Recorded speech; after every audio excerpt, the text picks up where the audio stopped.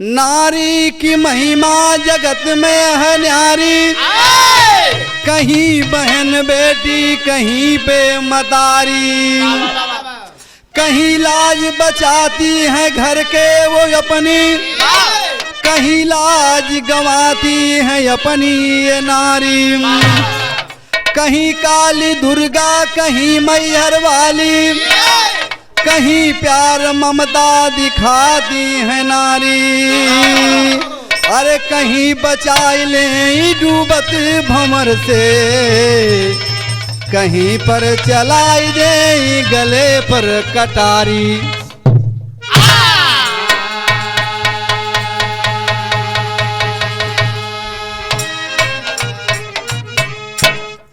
देखें आप सब हिंदुस्तान के श्रोताओं को मैं बिरहा गायक रत्नेश पाल सरगम प्रणाम करता हूं, आशीर्वाद की प्रतीक्षा रखता हूं। आज संगम लाल पटेल के निर्देशन में महिमा स्टूडियो के देखरेख में बाबूजी एक गीत पेश है। एक तिरिया चैत बाबूजी कौनो मर्द है बाबू ओकर शादी ब्याह हो गया, शादी ब्याह तो हो गया बाबू जी, लगभग साथी संगातियों से मजाक कर जाए, कहन कबे तिरिया चैत जाना थे, कहा यार तिरिया चैत कैसे होते, कैसे मालूम पड़े, कहन कौन मेहरारू से पूछ, कहा यार अगर दूसरे मेहरारू से पूछब तो अच्छी खासी खातिरदारी हो जाए, तो ऐसे अच्छा शादी ब्याह हो जाए मेहरारू से पूछब। वक्त गुजरा बाबू धीरे धीरे होकर ब्याह शादी है, तो मेहरारू आई गई, तो मेहरारू वही सवाल कहे बाबू जी। देखिए नमूना मास्टर,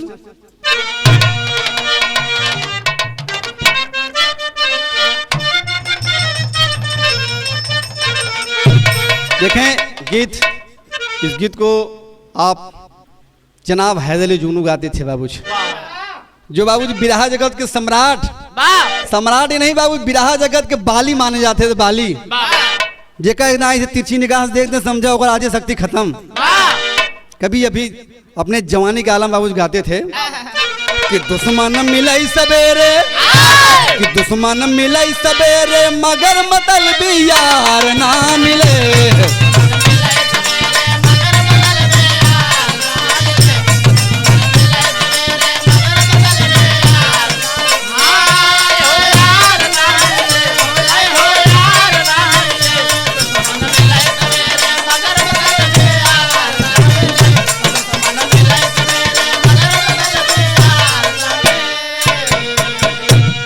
दुश्मन मिलाई सवेरे मगर मतलबी यार ना मिले, तरड़ुआ रही जन्म भर, तरड़ुआ रही जन्म भर मगर कर कसा नारी ना मिले।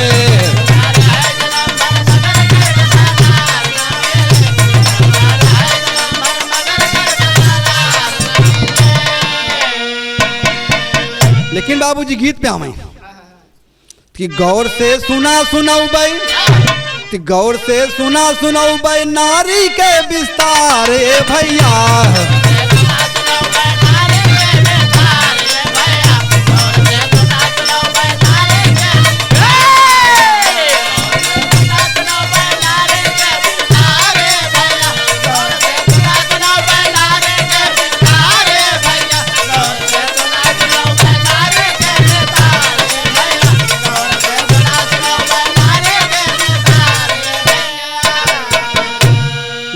प्यार से सुना सुनाऊ भाई नारी के विस्तार ये भैया।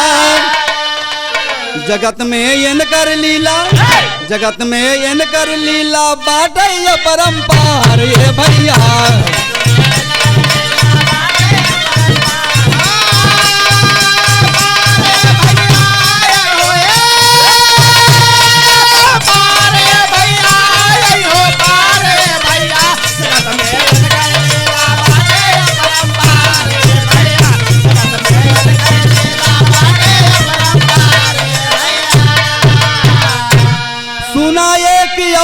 का विस्तार विदा हो चल भैली ससुराल। कि प्यार से पिया के संग में, प्यार से पिया के संग में लुट भई मौज बहार ये भैया।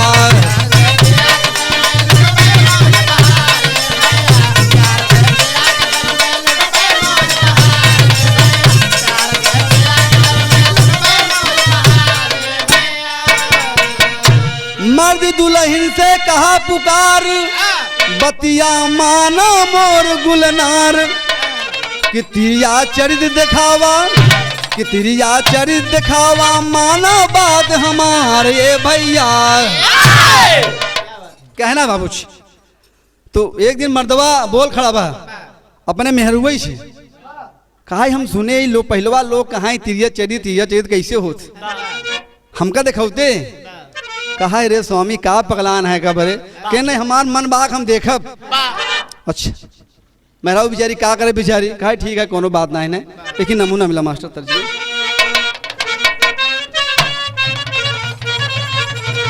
कि हम गवनवा नहीं जाब, बस भैया मास्टर।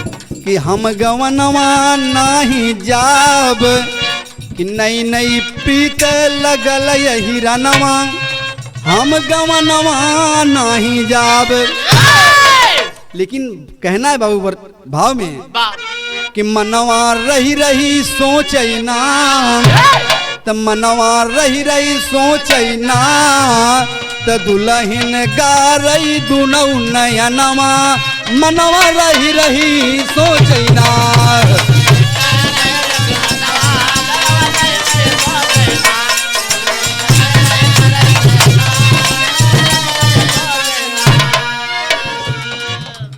दुल्हन रही रही आंसू बहाई, धोखा कैलन हमरे बाबू माई। त मनवा रही रही सोचना, त अगुआ काटिल है सगर धनवा। मनवा रही रही सोचना।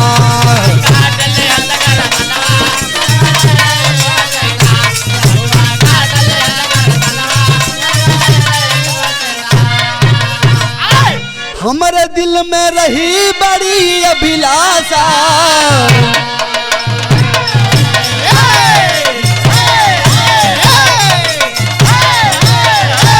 कि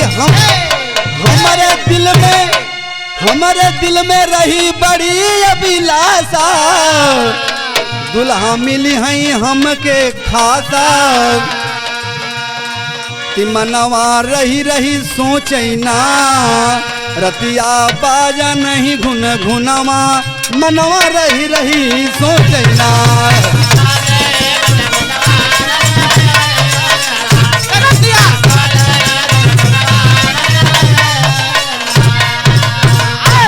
दुल्हन बेचारी परेशान है बाबूजी कि कैसे इनका तिरिया चीज दिखाए बाबूजी। हमार पति हैं, इनका दिमाग ना सही है। हाँ कितना समझाई इनका, लेकिन बाबूजी कहा कोई बात नहीं है। मर्दवा कहा अगर हमसे तो बड़ा मानत है, बड़ा प्रेम करत है, तो हमका दिखाओ कैसे तिरिया चरित होत है। कहा ठीक है। कभी ने टेरी भाव दिया मास्टर।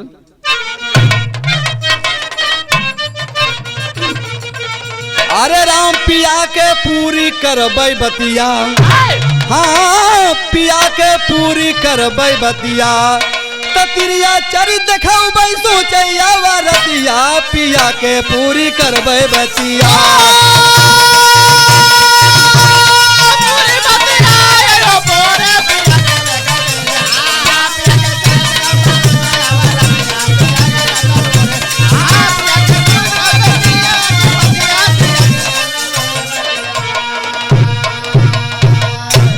मन में ठान ले बाबूजी कि इनका हम दिखाओ चाहिए तरीत कहना भाई मास्टर तय लगा झूमर के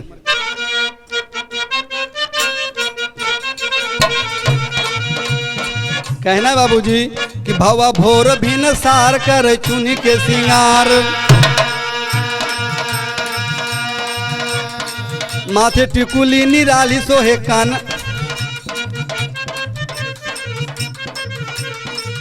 भवा भोर भिन सार कर चुनी के सिंगार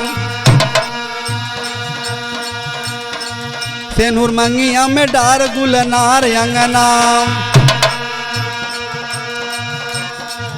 माथे टिकुली निराली सोहे कानवा में बाली काली अखिया के बीच कजरा कटार अंगना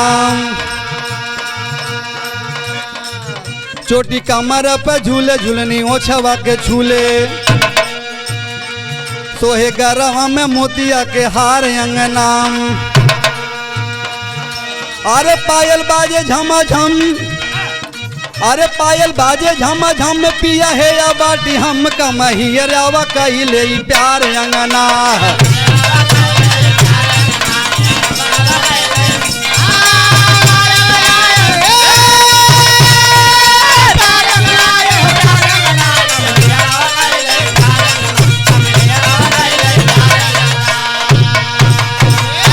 बाबूजी दुल्हन ठान ले किनका हम दिखाओ लेकिन सोच रही क्या कहना मैं उड़ान कहना मास्टर दिल का दर्द न दुल्हा बूझई दुल्हन के ना ये कहू सूझई अरे तो सोच खड़े खड़े मारल बायो कर मतिया पिया के पूरी करबे बतिया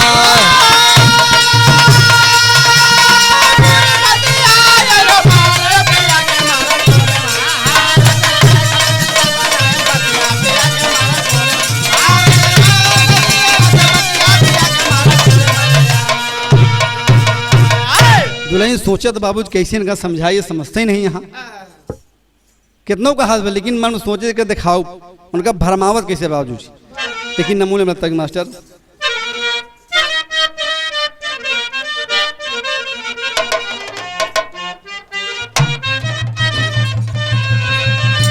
साना नाना रतिया डोले बहे जब पवनवा राम लेकिन ओरिजिनल रहा बाबू कि कहना है पिया के मनावई समूह झावई दुल्हनिया हो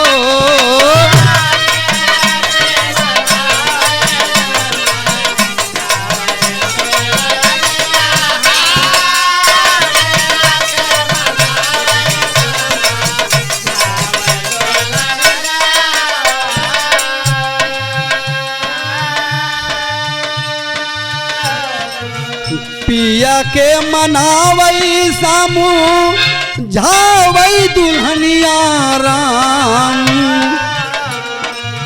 जम के किसानी करा माना मोर बचनिया राम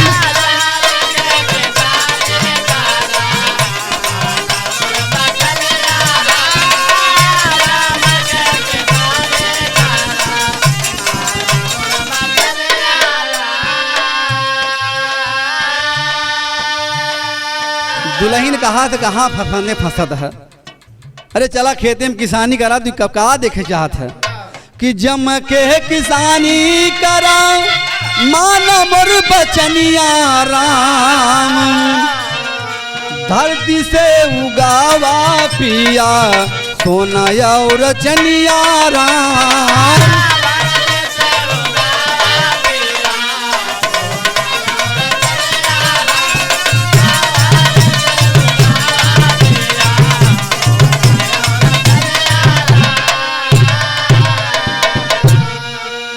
दुल्हा मान गए कहे तोहकान सब कुछ करब जौन कहावत तौन करब तोहका तिरिया चाहिए दिखाऊ लेकिन इत्मीनान से चला खेती बाड़ी काम करा समय आप दिखाई दे दुल्हा बाबूजी मान गए एक दिन की दुल्हा के मन में का सूझी लेकिन नमूना है मास्टर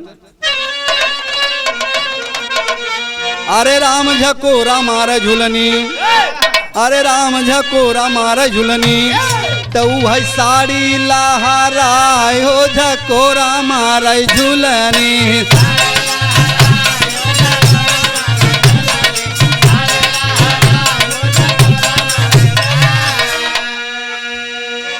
लेकिन क्या कहा था, अरे जोता न चले खेतवा, अरे राम जोता न चले खेतवा, हो गया भी न सार हो जोता न चले खेतवा।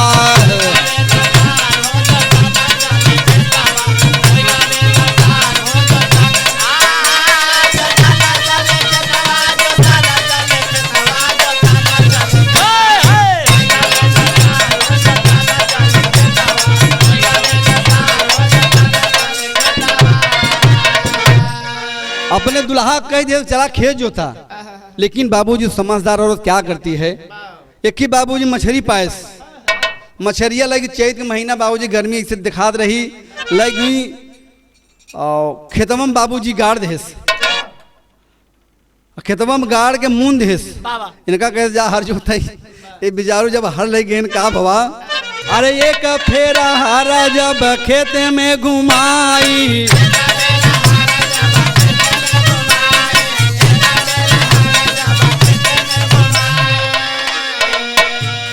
निकली मछरिया गए न घबराई,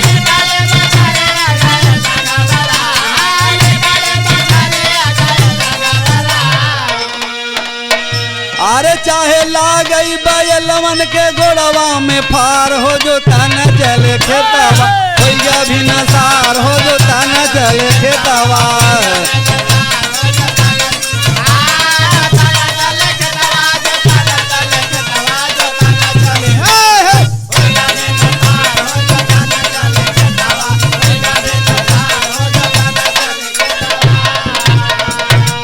बाबूजी जब एक बेरा हर घुमान बाबूजी तो हर जाए मछली लगे आई, बाबूजी मछली देखा बड़ा खुशी बहन कि बड़ा बढ़िया चीज मिला है, एकला चलते ही घरे हम, अरे मछली लाई के घरवा के रहिया सिधारी,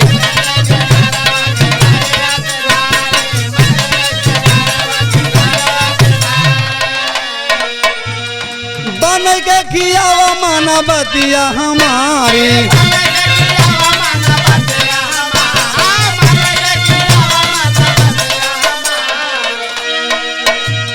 अरे जोत के लौटब, अरे जोत के लौटब हम बना तैयार हो जो तना चले खेतवा, भैया भी नसार हो जो तना चले खेतवा।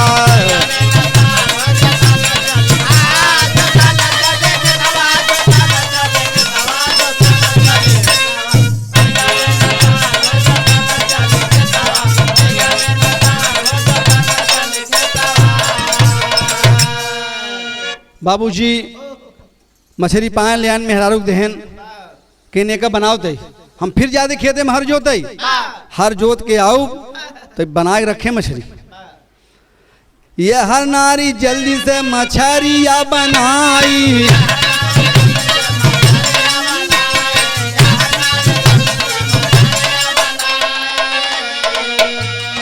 बटुई में कई के दी घर में छिपाई,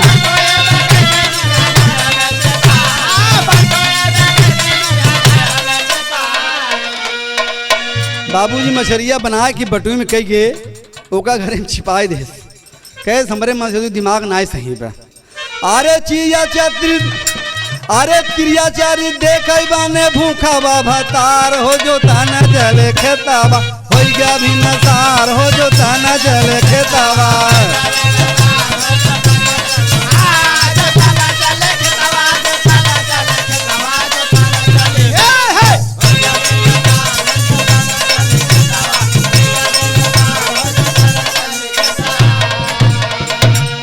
बाबूजी जब किसान खेत जोत घरे आए देखत है, पहुंचा बरधा उदा बाबूजी बांध है, तो कहना है दोहक भाव में, खेत जोत के जब मर्द बेचारा अपने घर को आई,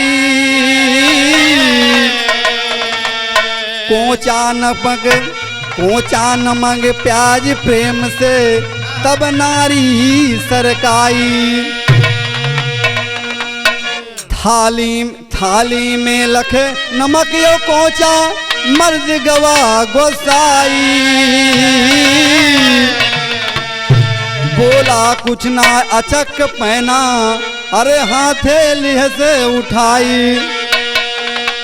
जब बाबूजी बरधा लाइक पहुंचा दुल्हन होकर एक कोचा और नमक प्याज बाबूजी सरकाई देस।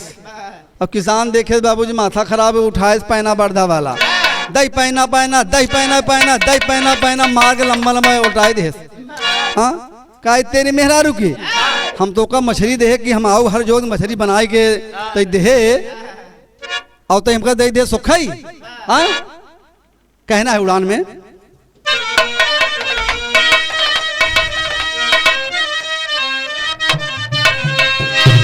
लगी मार पड़ने दुल्हन को जोर जोर चिल्लाई। लगी मार पड़ने दुल्हन को जोर जोर चिल्लाई। अरे जान बचावा गौवा वाले अरे पिया गन पगलाई हो। अरे पिया के पूरी करबे बतिया अरे बचावा जान हमके मारत बादई नतिया पिया के पूरी करबे बतिया। बाबूजी चिल्लाए लाग जोर जोर कि देखा गांव वाले हमका मारता है मामन से धू। बाबू धीरे धीरे पूरा गांव को लो बाबू इकट्ठा हो गए कहन काभ है और सारी बात बाबू बतावे लगी। दुल्हन का सुना ये हर जोत के आयन बेफजूल हमका मारे शुरू कर दे। हाँ कहना मास्टर दादा पंधाड़ी तर्ज में अरे राम सुजनवा सुना कि अरे राम सुजनवा सुना अरे राम सुजनवा सुना तनिके माना मोर कहनवा सुजनवा सुना।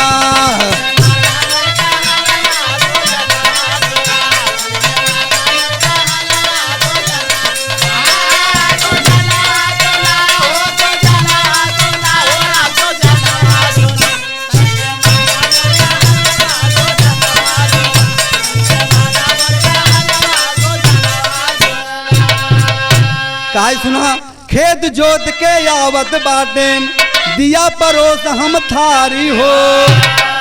पता नहीं कायन का होएगा दिए हजारन गारी हो। अरे तोरे लाठी से बदनवा सुजनवा सुना। बाबूजी तमाम लोग इकट्ठा हुए बतावे लगी देखा है हर जोत के आए इनका हम थमाई दे थारे में हमका बेफजूल मारा था। तो मर्द कहा सुना कि जोते खेत हम गवा रहले वहां से एक मछली लई आवा हो। कहा कि रानी बना के हमके जल्दी आज खियावा हो।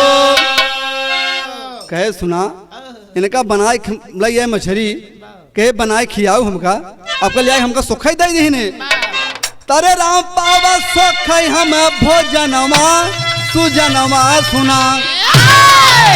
का सुना हम सुखे खात ही है हर जोत के आए है हम ऐसे हो चाहिए। तो सुने मर्द की बात लोग सुने मर्द की बात लोग पेड़ में दिए बदवाई हो।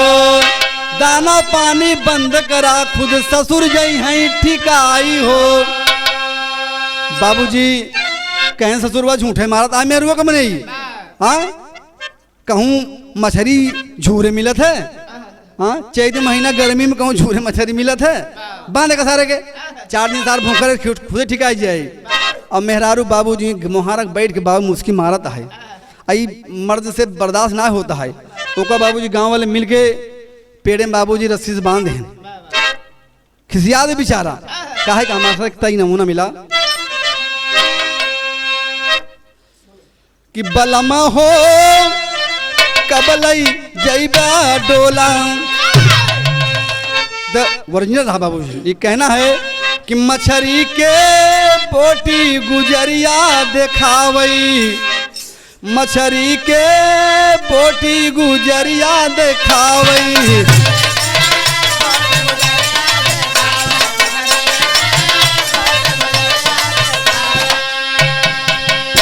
अरे बलम के अपने जिया तरसावई, मछरी के बोटी गुजरिया दिखावई।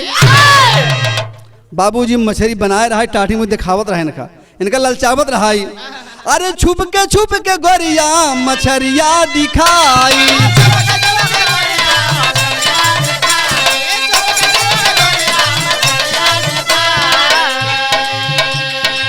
पेड़ में बधा मर्द खूब चिल्लाई।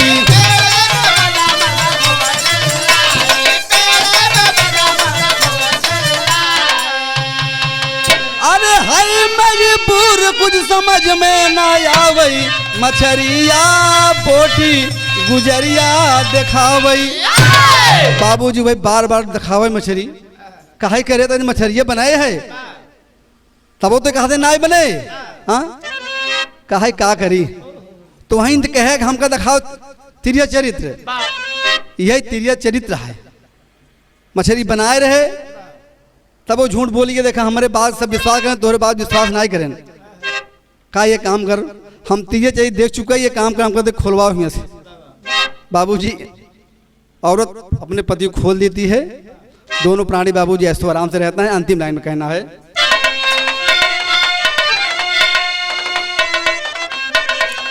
तिरिया चरित पिया को अपने नारी दिया दिखाई, तिरिया चरित पिया को अपने नारी दिया दिखाई।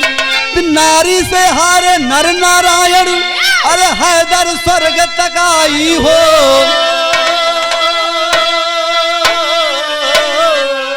पिया के पूरी करबै बतिया, तगावै रत्नेश सरगम पाल वंश के जतिया, पिया के अपने पूरी बतिया।